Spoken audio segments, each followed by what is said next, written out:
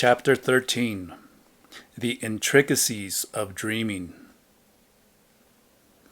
Don Juan began the task of ushering me into the second attention by telling me that I had already had a great deal of experience in entering into it. Silvio Manuel had taken me to the very entrance. The flaw had been that I had not been given the appropriate rationales. Male warriors must be given serious reasons before they safely venture into the unknown. Female warriors are not subject to this and can go without any hesitation, providing that they have total confidence in whoever is leading them. He told me that I had to start by learning first the intricacies of dreaming. He then put me under Zuleika's supervision. He admonished me to be impeccable and practice meticulously whatever I learned, and above all, to be careful and deliberate in my actions so as not to exhaust my life force in vain. He said that the prerequisite for entrance into any of the three stages of attention is the possession of life force, because without it, warriors cannot have direction and purpose. He explained that upon dying, our awareness also enters into the third attention, but only for an instant, as a purging action, just before the eagle devours it. La Gorda said that the Nahual Juan Matus made every one of the apprentices learn dreaming. She thought that all of them were given this task at the same time I was. Their instruction was also divided into right and left. She said that the Nahual and Gennaro provided the instruction for the state of normal awareness. When they judged that the apprentices were ready, the Nahual made them shift into a state of heightened awareness and left them with their respective counterparts. Vicente taught Nestor, Silvio Manuel taught Benigno, Gennaro taught Pablito. Lydia was taught by Ermelinda, and Rosa by Nelida. La Gorda added that Josefina and she were put under the care of Zuleika in order to learn together the finer points of dreaming, so they would be able to come to my aid someday. Moreover, La Gorda deduced on her own that the men were also taken to Florinda to be taught stalking. The proof of this was their drastic change of behavior. She claimed that she knew, before she remembered anything, that she had been taught the principles of stalking, but in a very superficial manner. She had not been made to practice, while the men were given practical knowledge and tasks. Their behavioral change was the proof. They became light-hearted and jovial. They enjoyed their lives, while she and the other women, because of their dreaming, became progressively more somber and morose. La Gorda believed that the men were unable to remember their instruction when I asked them to reveal their stalking knowledge to me, because they practiced it without knowing what they were doing. Their training was revealed, however, in their dealings with people. They were consummate artists in bending people to their wishes. Through their stalking practice, the men had even learned controlled folly. For example, they carried on as if Soledad were Pablito's mother. To any onlooker, it would seem that they were mother and son pitted against each other, when in reality they were acting out a part. They convinced everybody. Sometimes Pablito would give such a performance that he would even convince himself. La Gorda confessed that all of them were more than baffled by my behavior. They did not know whether I was insane or I myself a master of controlled folly. I gave all the outward indications that I believed their masquerade. Soledad told them not to be fooled, because I was indeed insane.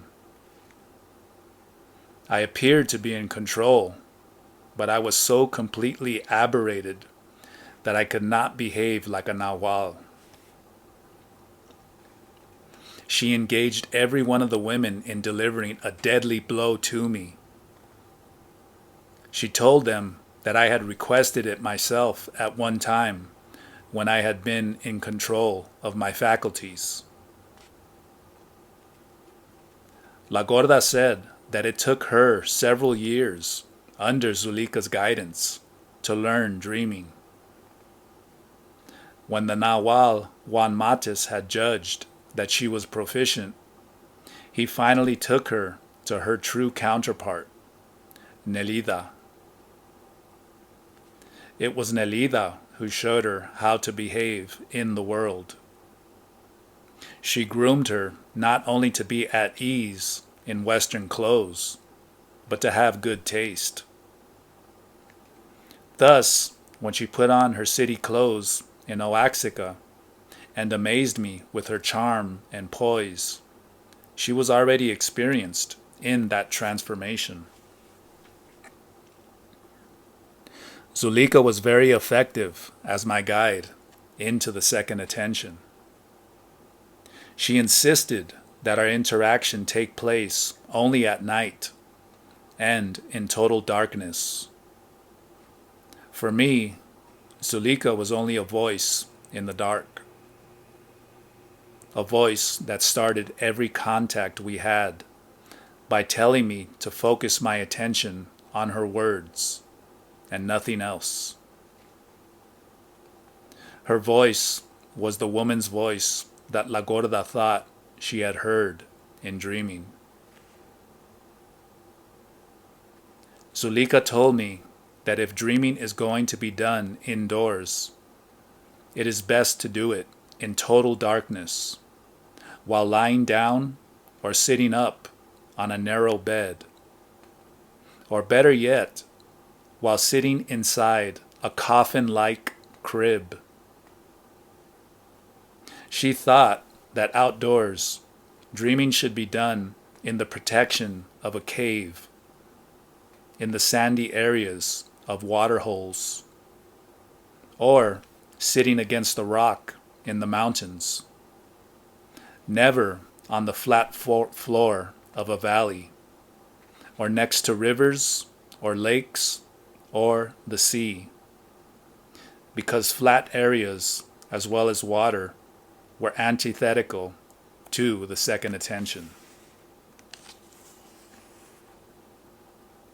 Every one of my sessions with her was imbued with mysterious overtones.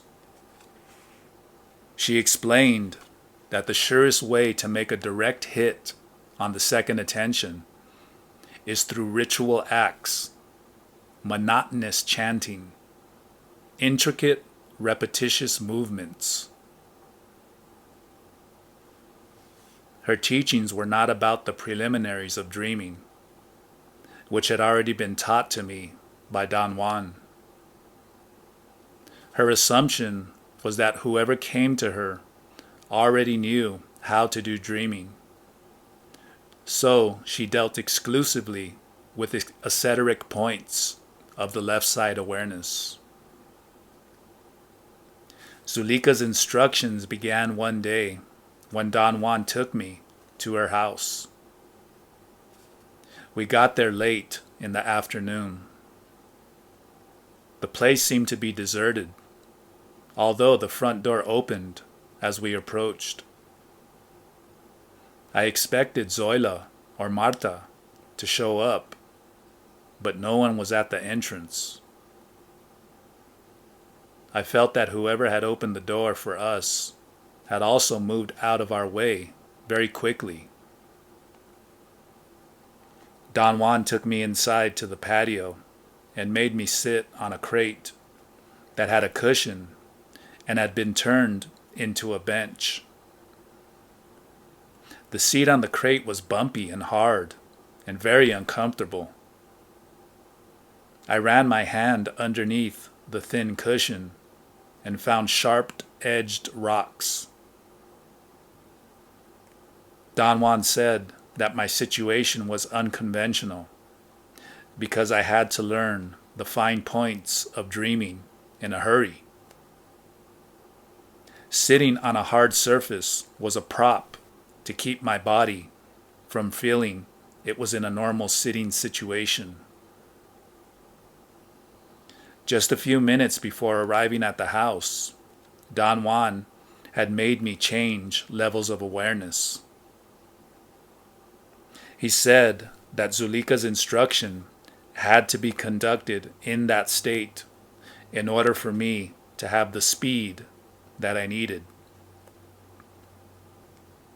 He admonished me to abandon myself and trust Zulika implicitly. He then commanded me to focus my gaze with all the concentration I was capable of and memorize every detail of the patio that was within my field of vision. He insisted that I had to memorize the detail as much as the feeling of sitting there. He repeated his instructions to make sure that I had understood. Then he left.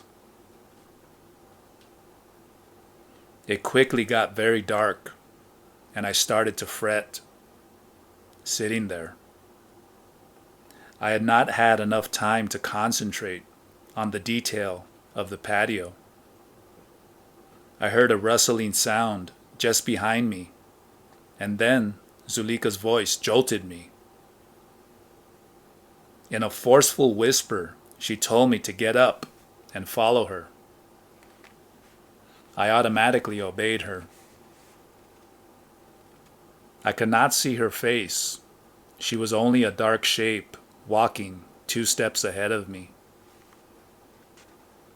She led me to an alcove in the darkest hall in her house. Although my eyes were used to the darkness, I was still unable to see a thing. I stumbled on something, and she commanded me to sit down inside a narrow crib and support my lower back with something I thought was a hard cushion. I next felt that she had backed up a few steps behind me, a thing which baffled me completely, for I thought that my back was only a few inches from the wall. Speaking from behind me, she ordered me in a soft voice to focus my attention on her words and let them guide me.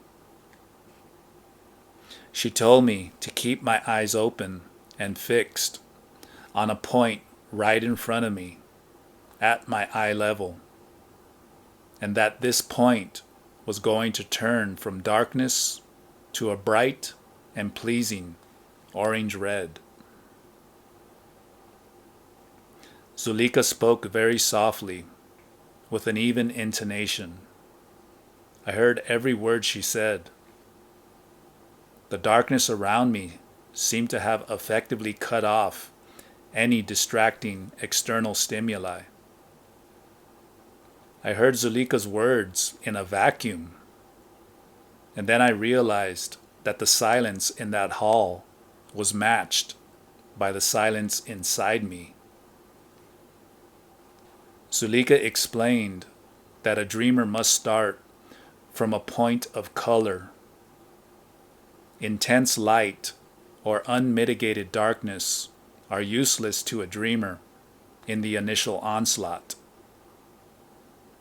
Colors such as purple or light green or rich yellow are, on the other hand, stupendous starting points.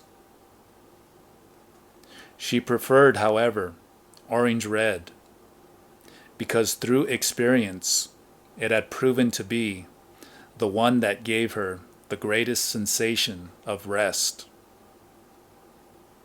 She assured me that once I had succeeded in entering into the orange-red color, I would have rallied my second attention permanently, providing that I could be aware of the sequence of physical events. It took me several sessions with Zulika's voice to realize with my body what she wanted me to do. The advantage of being in a state of heightened awareness was that I could follow my transition from a state of vigil to a state of dreaming. Under normal conditions, that transition is blurred. But under those special circumstances, I actually felt, in the course of one session, how my second attention took over the controls. The first step was an unusual difficulty in breathing. It was not a difficulty in inhaling or exhaling. I was not short of breath. Rather, my breathing changed rhythm all of a sudden. My diaphragm began to contract, and it forced my midsection to move in and out with great speed. The result was the fastest short breaths I had ever taken. I breathed in the lower part of my lungs and felt a great pressure in my intestines. I tried unsuccessfully to break the spasms of my diaphragm. The harder I tried, the more painful it got. Zulika ordered me to let my body do whatever was necessary and to forget about directing or controlling it. I wanted to obey her, but I did not know how. The spasms, which must have lasted 10 to 15 minutes, subsided as suddenly as they had appeared, and were followed by another strange, shocking sensation. I felt it first as a most peculiar itch, a physical feeling which was not pleasing or displeasing. It was something like a nervous tremor.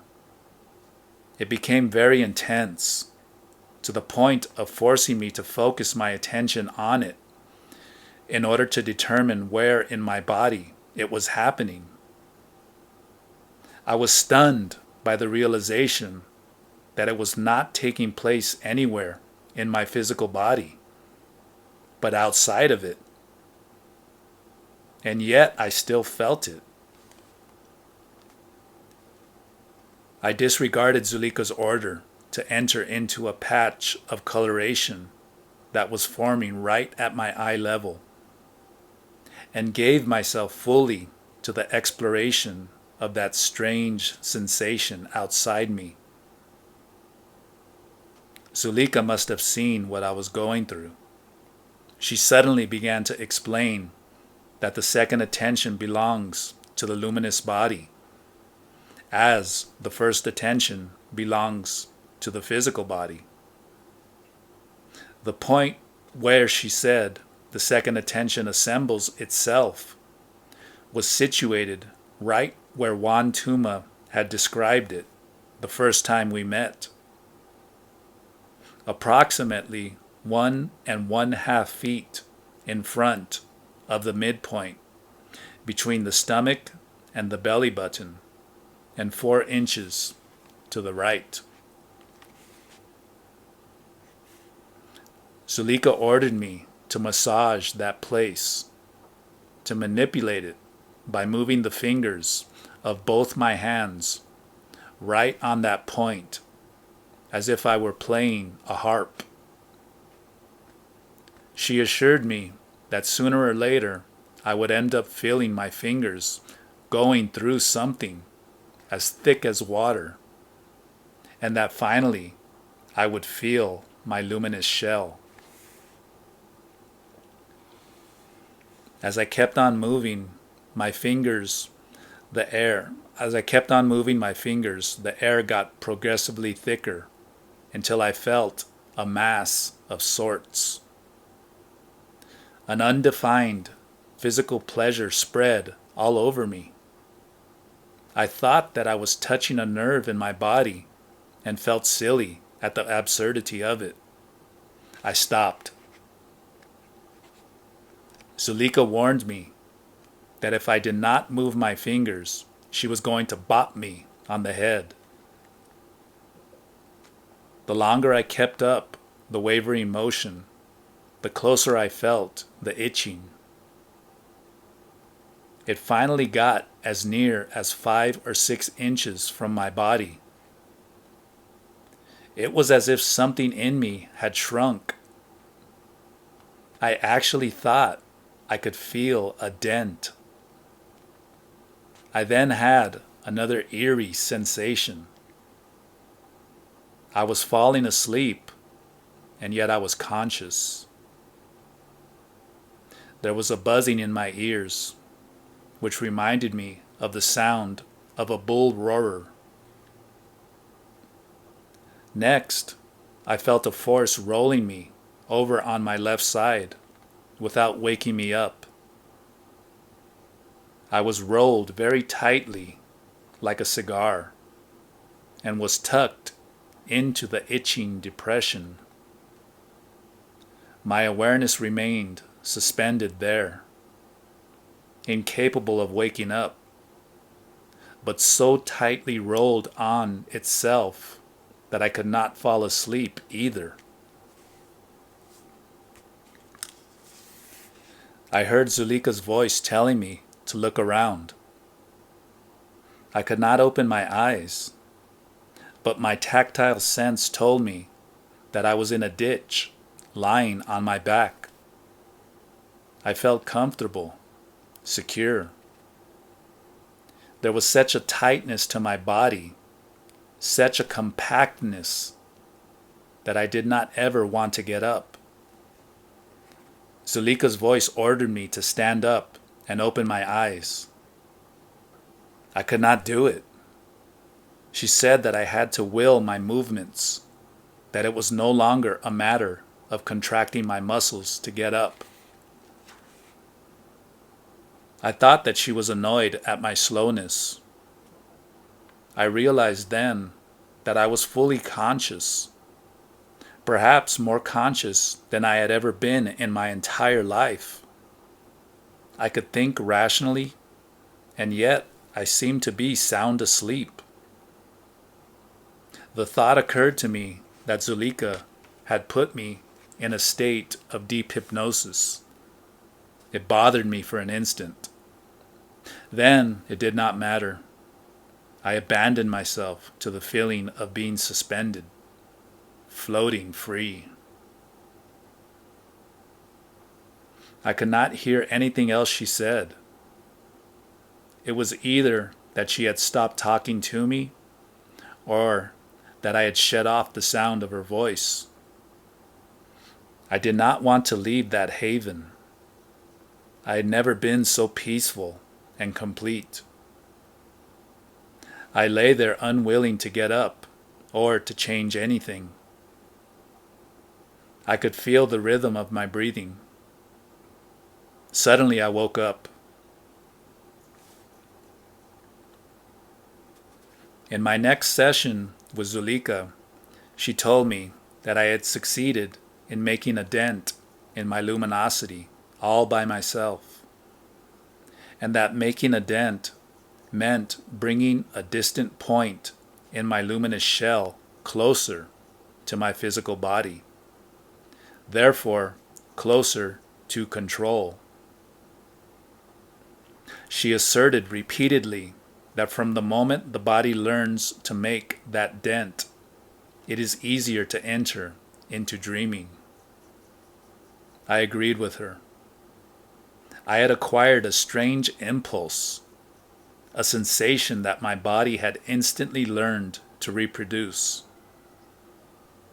It was a mixture of feeling at ease, secure, dormant, suspended, without tactile sense, and at the same time fully awake, aware of everything. La Gorda said that the Nahual Juan Matis had struggled for years to create that dent in her, in all three little sisters, and in the Gennaros as well, so as to give them the permanent ability to focus their second attention. He had told her that ordinarily the dent is created on the spur of the moment by the dreamer when it is needed. Then the luminous shell changes back to its original shape. But in the apprentice's case, because they did not have a Nahual leader, the depression was created from the outside and was a permanent feature of their luminous bodies. A great help, but also a hindrance. It made all of them vulnerable and moody. I remembered then that once I had seen and kicked a depression in the luminous shells of Lydia and Rosa. I thought that the dent was at the height of the upper portion of the outside of their right thigh, or perhaps just at the crest of their hip bone. La Gorda explained that I had kicked them in the dent of their second attention, and that I had nearly killed them.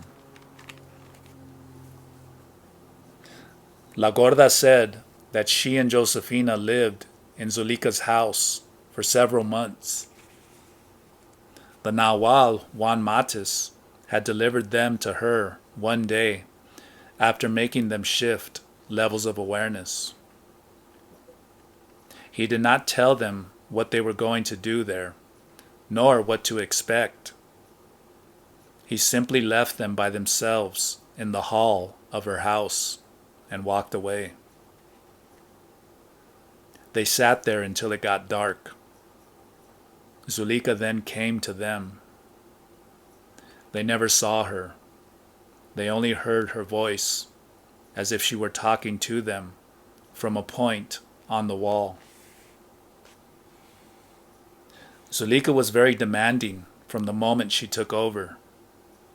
She made them undress on the spot and ordered both of them to crawl inside thick, fluffy cotton bags, some poncho-like garments that were lying on the floor. They covered them from neck to toes. She ordered them next to sit back to back on a mat in the same alcove where I myself used to sit. She told them that their task was to gaze at the darkness until it began to acquire a hue. After many sessions, they indeed began to see colors in the darkness, at which time Zuleika made them sit side by side and gaze at the same spot. La Gorda said that Josefina learned very fast, and that one night she dramatically entered into the patch of orange-red by swishing physically out of the poncho. La Gorda thought that either Josefina had reached out for the blotch of color, or it had reached out for her. The result was that in one instant, Josefina was gone from inside the poncho. Zuleika separated them from then on, and La Gorda started her slow, solitary learning. La Gorda's account made me remember that Zuleika had also made me crawl inside a fluffy garment. In fact, the commands she used to order me to crawl inside revealed to me the rationale for its use. She directed me to feel its fluffiness with my naked skin, especially with the skin of my calves. She repeated over and over that human beings have a superb center of perception on the outside of the calves, and that if the skin in that area could be made to relax or be soothed, the scope of our perception would be enhanced in ways that would be impossible to fathom rationally. The garment was very soft and warm, and it induced an extraordinary sensation of pleasurable relaxation in my legs. The nerves in my calves became highly stimulated. La Gorda reported the same sensation of physical pleasure. She went as far as to say that it was the power of that poncho that guided her to find the patch of orange-red color. She was so impressed with the garment that she made herself one, copying the original. But its effect was not the same, although it still provided her solace and well-being. She said that she and Josefina ended up spending all of their available time inside the ponchos that she had sewn for both of them. Lydia and Rosa had also been placed inside the garment, but they were never particularly fond of it. Neither was I.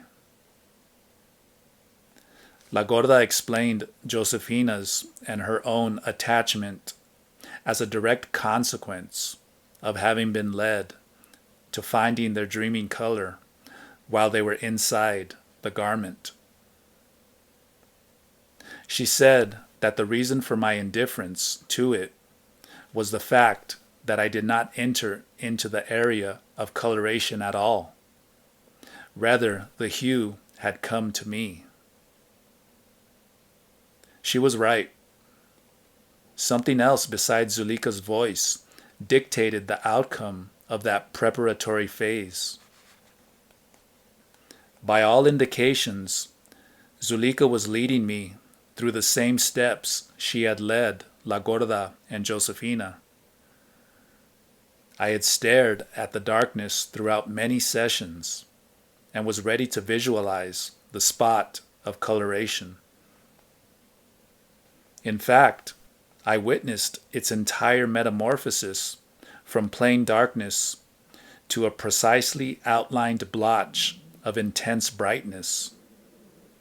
And then I was swayed by the external itch on which I focused my attention until I ended up entering into a state of restful vigil. It was then that I first became immersed in an orange-red coloration. After I had learned to remain suspended between sleep and vigil, Zuleika seemed to relax her pace. I even believed that she was not in any hurry to get me out of that state. She let me stay in it without interfering, and never asked me about it. Perhaps because her voice was only for commands and not for asking questions. We never really talked, at least not the way I talked with Don Juan. While I was in a state of restful vigil, I realized one time that it was useless for me to remain there, that no matter how pleasant it was, its limitations were blatant. I sensed then a tremor in my body, and I opened my eyes. Or rather, my eyes became open by themselves. Zulika was staring at me. I experienced a moment of bafflement.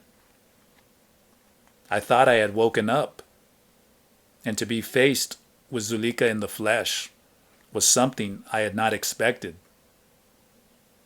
I had gotten used to hearing only her voice. It also surprised me that it was no longer night. I looked around. We were not in Zulika's house. Then the realization struck me that I was dreaming, and I woke up. Zulika started then on another facet of her teachings. She taught me how to move. She began her instruction by commanding me to place my awareness on the midpoint of my body. In my case, the midpoint is below the lower edge of my belly button. She told me to sweep the floor with it. That is, make a rocking motion with my belly, as if a broom were attached to it.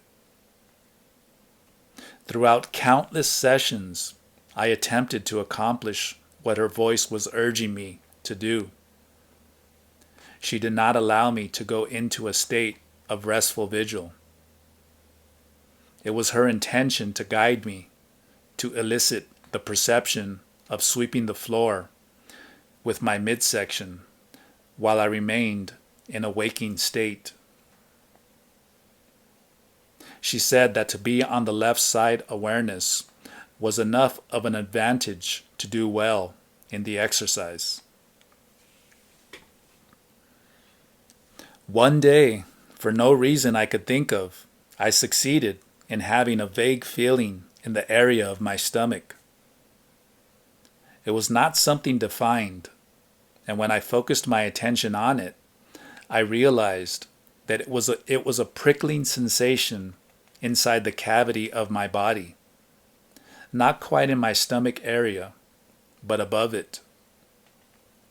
The closer I examined it, the more details I noticed. The vagueness of the sensation soon turned into a certainty.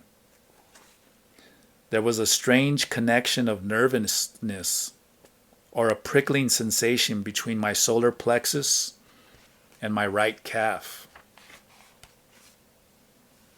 As the sensation became more acute, I involuntarily brought my right thigh up to my chest. Thus, the 2 points were as close to each other as my anatomy permitted. I shivered for a moment with an unusual nervousness, and then I clearly felt that I was sweeping the floor with my midsection. It was a tactile sensation that happened over and over every time I rocked my body in my sitting position. In my next session, Zulika allowed me to enter into a state of restful vigil. But this time, that state was not quite as it had been before. There seemed to be a sort of control in me that curtailed my enjoying it freely, as I had done in the past. A control that also made me focus on the steps I had taken to get into it. First, I noticed the itch on the point of the second attention in my luminous shell. I massaged that point by moving my fingers on it as if I were playing a harp, and the point sunk towards my stomach. I felt it almost on my skin. I experienced a prickling sensation on the outside of my right calf. It was a mixture of pleasure and pain. The sensation radiated to my whole leg and then to my lower back.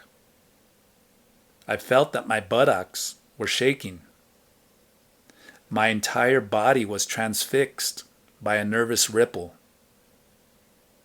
I thought that my body had been caught upside down in a net. My forehead and my toes seemed to be touching. I was like a closed U shape. Then I felt as if I were being folded in two and rolled inside a sheet. My nervous spasms were what made the sheet roll into itself, with me in the center. When the rolling ended, I could not sense my body anymore. I was only an amorphous awareness, a nervous spasm wrapped in itself. That awareness came to rest inside a ditch, inside a depression of itself. I understood then the impossibility of describing what takes place in dreaming. Zulika said that the right and left side awareness are wrapped up together. Both of them come to rest in one single bundle in the dent, the depressed center of the second attention. To do dreaming, one needs to manipulate both the luminous body and the physical body. First, the center of assembling for the second attention has to be made accessible by being pushed in from the outside by someone else, or sucked in from within by the dreamer. Second, in order to dislodge the first attention, the centers of the physical body located in the midsection and the calves, especially the right one, have to be stimulated and placed as close to one another as possible until they seem to join. Then the sensation of being bundled takes place, and automatically the second attention takes over.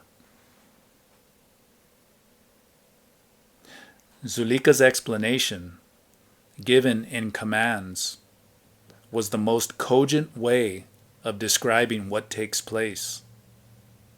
For none of the sensory experiences involved in dreaming are part of our normal inventory of sensory data. All of them were baffling to me. The sensation of an itch, a tingling outside myself, was localized, and because of that, the turmoil of my body upon feeling it was minimal. The sensation of being rolled on myself, on the other hand, was by far the most disquieting. It included a range of sensations that left my body in a state of shock. I was convinced that at one point my toes were touching my forehead, which is a position I am not able to attain. And yet I knew beyond the shadow of a doubt that I was inside a net, hanging upside down in a pear shape, with my toes right against my forehead. On a physical plane, I was sitting down, and my thighs were against my chest.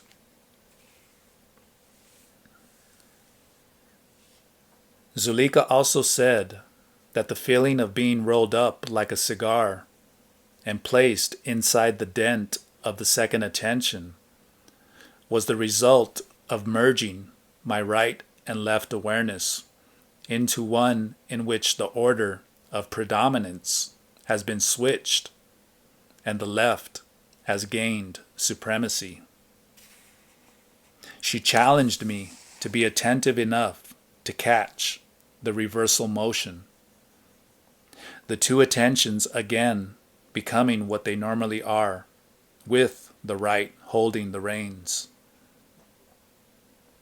I never caught the feelings involved, but her challenge obsessed me to the point that I became trapped in deadly vacillations in my effort to watch everything. She had to withdraw her challenge by ordering me to stop my scrutinies, for I had other things to do.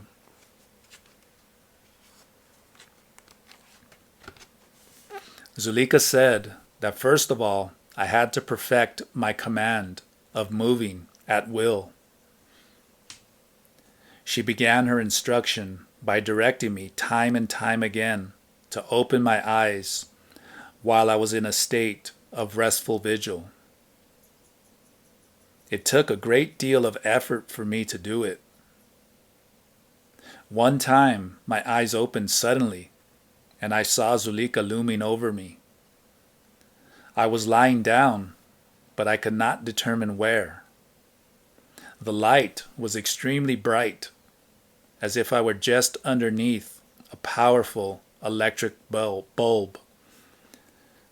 But the light was not shining directly on my eyes. I could see Zulika without any effort. She ordered me to stand up by willing my movement. She said that I had to push myself up with my midsection, that I had 3 thick tentacles there which I could use as crutches to lift up my whole body. I tried every conceivable way to get up. I failed.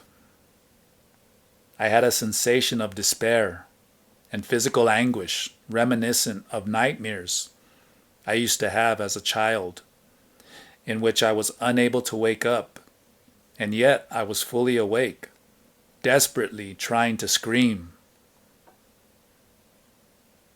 Zulika finally spoke to me.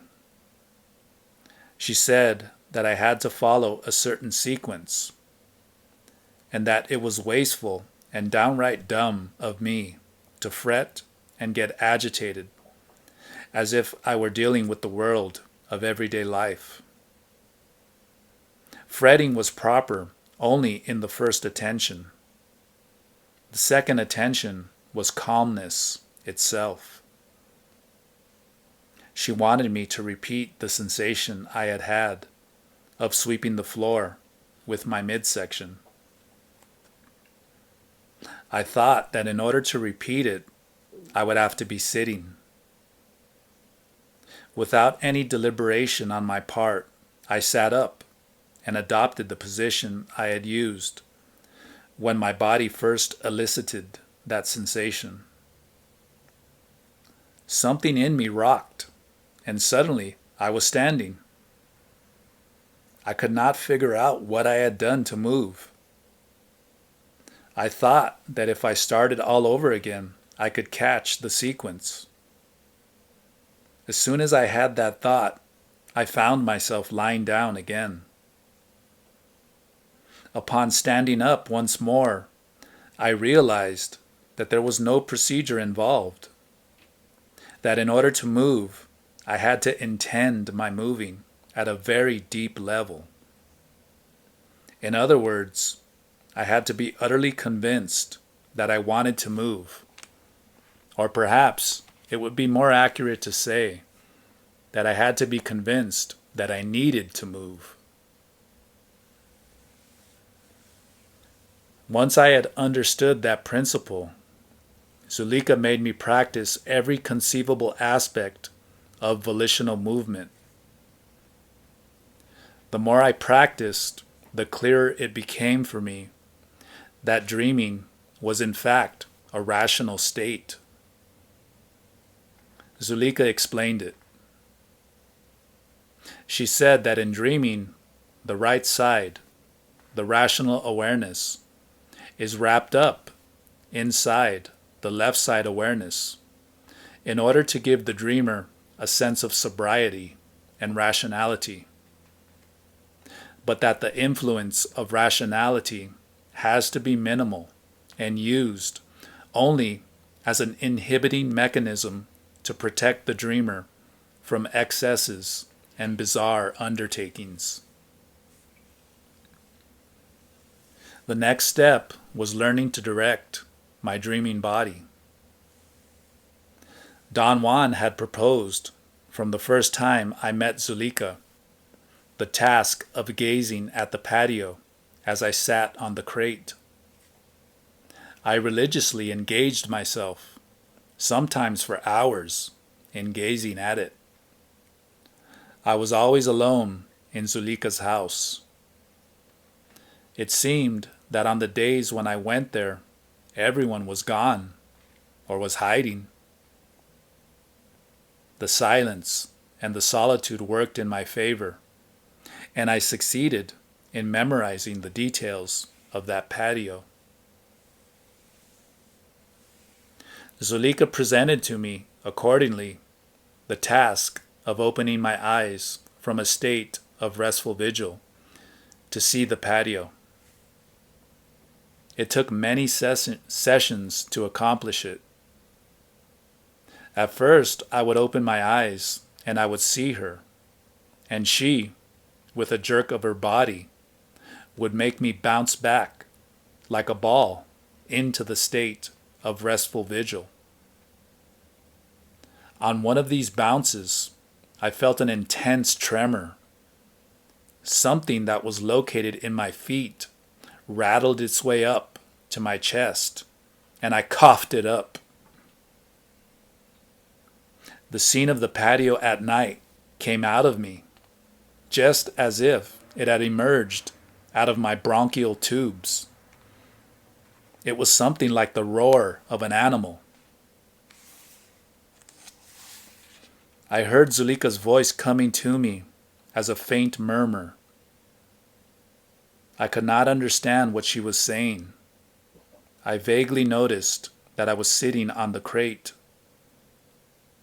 I wanted to get up, but I felt that I was not solid. It was as if a wind were blowing me away. Then I heard Zulika's voice very clearly, telling me not to move. I tried to remain motionless, but some force pulled me, and I woke up in the alcove in the hall. Silvio Manuel was facing me. After every session of dreaming in Zulika's house, Don Juan would be waiting for me in the pitch-black hall. He would take me out of the house and make me shift levels of awareness. This time Silvio Manuel was there. Without saying a word to me, he put me inside a harness and hoisted me up against the beams of the roof. He kept me there until midday, at which time Don Juan came and let me down. He explained that to be kept without touching the ground for a period of time tunes the body, and that it is essential to do this before embarking on a dangerous journey, such as the one I was about to undertake. It took many more sessions of dreaming for me to learn at last to open my eyes to see either Zulika or to see the dark patio. I realized then that she herself had been dreaming all along. She had never been in person behind me in the alcove in the hall. I had been right the first night when I thought that my back was against the wall. Zulika was merely a voice from dreaming. During one of the dreaming sessions, when I opened my eyes deliberately to see Zuleika, I was shocked to find La Gorda as well as Josefina looming over me, together with Zuleika. The final facet of her teaching began then. Zuleika taught the three of us to journey with her. She said that our first attention was hooked to the emanations of the earth, while our second attention was hooked to the emanations of the universe. What she meant by that was that a dreamer, by definition, is outside the boundaries of the concerns of everyday life. As a traveler in dreaming then, Zuleika's last task with La Gorda, Josefina, and me was to tune our second attention to follow her around in her voyages into the unknown. In successive sessions, Zuleika's voice told me that her obsession was going to lead me to a rendezvous, that in matters of the second attention, the dreamer's obsession serves as a guide, and that hers was focused on an actual place beyond this earth. From there, she was going to call me, and I had to use her voice as a line to pull myself. Nothing happened for 2 sessions. Zuleika's voice would become more and more faint as she spoke, and I worried that I was incapable of following her. She had not told me what to do. I also experienced an unusual heaviness. I could not break a binding force around me that prevented me from getting out of the state of restful vigil. During the 3rd session, I suddenly opened my eyes without even trying to. Zuleika, La Gorda, and Josefina were staring at me. I was standing with them. I immediately realized that we were in some place completely unknown to me. The most obvious feature was a brilliant, indirect light. The whole scene was inundated by a white, powerful, neon-like light. Zuleika was smiling, as if inviting us to look around. La Gorda and Josefina seemed to be as cautious as I was. They gave me and Zuleika furtive glances. Zuleika signaled us to move around. We were outdoors, standing in the middle of a glaring circle. The ground seemed to be hard, dark rock, yet it reflected a great deal of the blinding white light which came from above. The strange thing was that although I knew that the light was too intense for my eyes, I was not at all hurt when I looked up and spotted its source. It was the sun. I was staring directly at the sun, which, perhaps due to the fact that I was dreaming, was intensely white.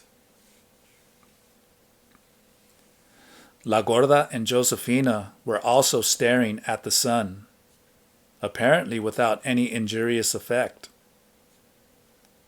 Suddenly I felt frightened. The light was alien to me. It was a merciless light. It seemed to attack us, creating a wind that I could feel. I could not sense any heat, however. I believed it to be malignant. In unison, La Gorda, Josefina, and I huddled together like frightened children around Zuleika. She held us, and then the white, glaring light began to diminish by degrees until it had completely vanished. In its place, there was a mild, very soothing, yellowish light. I became aware then that we were not in this world. The ground was the color of wet terracotta. There were no mountains, but where we were standing was not flat land either. The ground was cracked and parched. It looked like a rough, dry sea of terracotta. I could see it all around me, just as if I were in the middle of the ocean. I looked up. The sky had lost its maddening glare. It was dark, but not blue. A bright, incandescent star was near the horizon. It dawned on me at that instant that we were in a world with two suns, two stars. One was enormous and had gone over the horizon. The other was smaller, or perhaps more distant. I wanted to ask questions, to walk around and look for things. Zulika signaled us to relax, to wait patiently. But something seemed to be pulling us. Suddenly, La Gorda and Josefina were gone, and I woke up.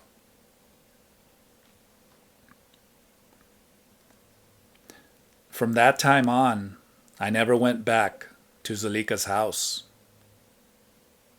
Don Juan would make me shift levels of awareness in his own house, or wherever we were, and I would enter into dreaming. Zulika, La Gorda, and Josefina were always waiting for me. We went back to the same unearthly scene over and over until we were thoroughly familiar with it. Whenever we could do it, we would skip the time of glare, the daytime, and go there at night, just in time to witness the rise over the horizon of a colossal celestial body. Something of such magnitude that when it erupted over the jagged line of the horizon, it covered at least half of the 180-degree range in front of us. The celestial body was beautiful, and its ascent over the horizon was so breathtaking that I could have stayed there for an eternity just to witness that sight. The celestial body took up nearly the entire firmament when it reached the zenith. Invariably, we would lie on our backs in order to gaze at it. It had consistent configurations, which Zulika taught us to recognize.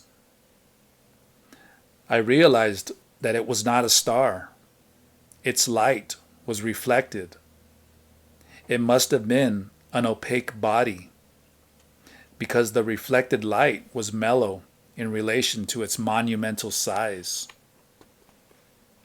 There were enormous, unchanging brown spots on its saffron yellow surface. Zulika took us systematically on voyages that were beyond words. La Gorda said that Zulika took Josefina even farther and deeper into the unknown, because Josefina was, just like Zulika herself, quite a bit crazy. Neither of them had that core of rationality that supplies a dreamer with sobriety.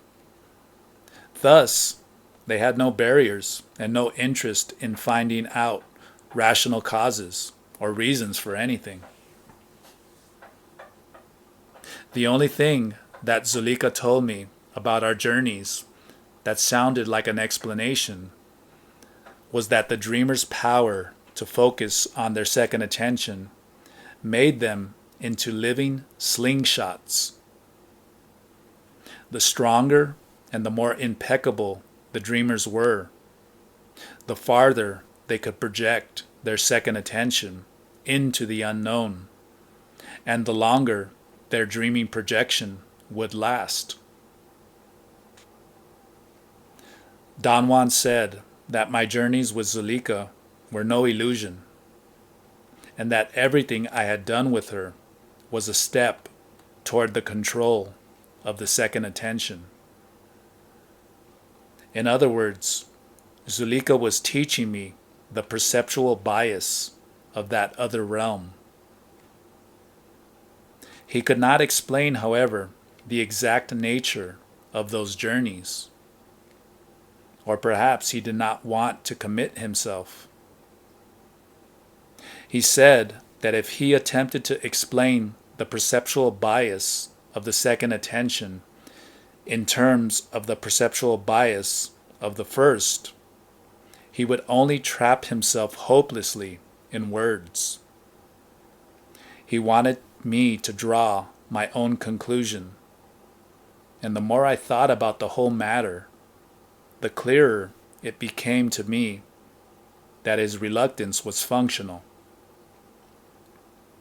Under Zulika's guidance during her instruction for the second attention, I made factual visitations to mysteries that were certainly beyond the scope of my reason, but obviously within the possibilities of my total awareness. I learned to voyage into something incomprehensible and ended up, like Emilito and Juan Tuma, having my own tales of eternity.